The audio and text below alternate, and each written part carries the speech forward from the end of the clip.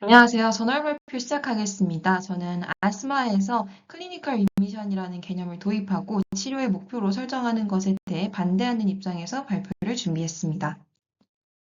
먼저 이 저널 발표는 European Respiratory Review의 2025년 4월에 실린 클리니컬 리미션 인 아스마에 대한 찬반 논문을 중심으로 이렇게 리뷰를 하고 이야기를 드린다는 점 알려드립니다.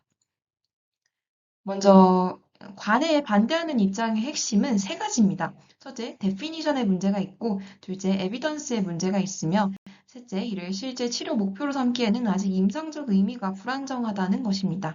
각각에 대해 더 자세히 이야기 드려보겠습니다. 먼저 첫 번째 쟁점은 우리가 정말 새로운 의미의 리미션을 정의하고 있는지 아니면 기존의 웰 컨트롤드 아스마를 리미션이라는 이름으로 재포장하고 있는지입니다. 이 표는 프로 논문에서 제시한 테이블로 여러 연구에서 아스마 리미션을 각각 어떻게 정의하고 있는지 보여줍니다. 그래서 이 연구들에서 리미션의 정의를 이루는 메인 컴포넌트들을 요약해서 테이블로 정리해 보았습니다. 예컨대 심텀, 익세설베이션, 렁 펑션, 메디케이션 등을 리미션의 기준 지표로 삼고 있습니다. 여기에서 조금 더 주목해 보셔야 한다고 생각하는 점들을 컬러로 표시하였습니다. 먼저 심텀에 대해서 이야기해 보자면 ACT나 ACQ는 아스마 컨트롤의 정도를 평가하는 도구입니다. 따라서 이 점수들이 좋다는 것은 천식이 잘 조절되고 있다라는 의미이지 에어웨이 인플레메이션이나 리모델링이 사라졌다를 의미하지는 않습니다. 또한 논문에 따르면 렁 펑션을 기준에 포함한다면 노멀라이제이션까지 필요한지 아니면 스테이블한 상태까지 인정을 할지에 따라서 리미션 레이트가 크게 달라질 수 있다고 이야기하고 있습니다. 결국에 현재 연구들에서 이야기하는 레미션 레이스는 실제 디지즈 모디피케이션의 정도라기보다 어떤 정의를 사용했는지에 따라 크게 달라지는 숫자일 수 있습니다. 그리고 이 연구들에서 제시한 리미션의 정의들이 컨센서스가 통일되지 않았다는 점에서도 한계가 있습니다. 두 번째 문제는 아스마에는 에어웨이 디지즈 액티비티나 티슈 레벨 이미션을 직접 반영하는 인덱스가 부족하다는 점입니다. 다른 만성 염증 질환과 비교해보면 이 차이가 더 분명합니다. 예컨대 RA나 IBD처럼 디지즈 액티비티나 조직 병변을 비교적 직접 평가할 수 있는 질환과 달리 아스마에서는 에어웨이 티슈 레벨 이미션을 직접 확인할 수 있는 지표가 부족합니다. 다시 말해 류마티스 질환과 동등하게 설정할 수 있는 치료 타겟이 아직 없습니다. 물론 아스마에서도 FeNO, 에오시노필, IgE 등을 중요한 바이오마커로 생각을 하고 있습니다. 하지만 이들은 질병 활성도에 있어서는 간접적인 마커일 뿐이고 이 수치들이 정상화되었다고 해서 에어웨이 패톨로지가 완전히 사라졌다고 말할 수는 없습니다. 더군다나 바이올로직스 자체가 에오시노필, IgE, FeNO 같은 그런 바이오마커들을 변화시킬 수가 있어서 수치 정상화를 곧바로 디지즈 리미션으로 해석하기는 좀 어렵습니다.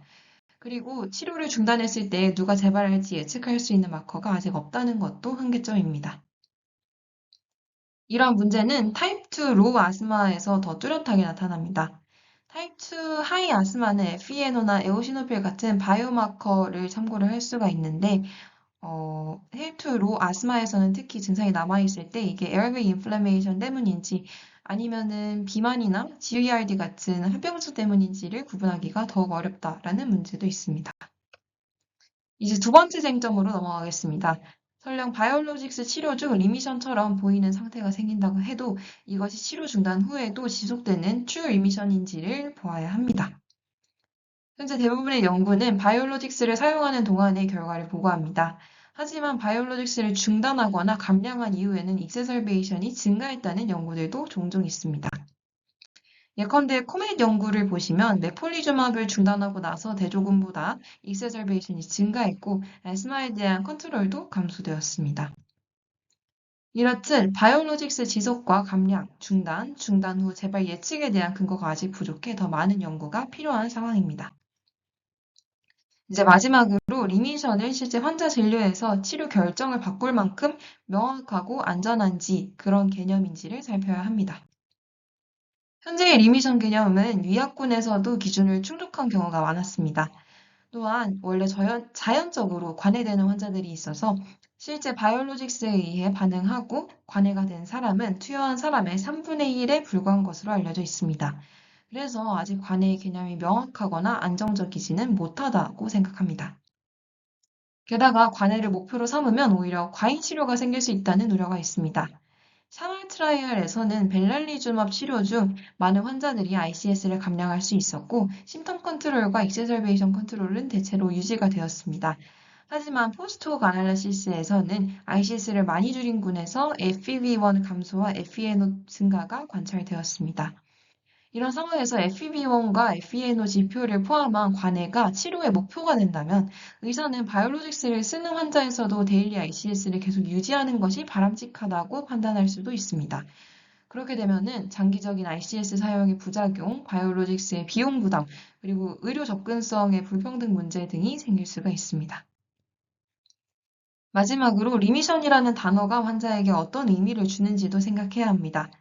환자 입장에서 중요한 것은 악화가 줄어서 갑자기 병원에 올 일이 적어지고 OCS를 끊고 또 일상생활이 궁극적으로 좋아지는 것입니다.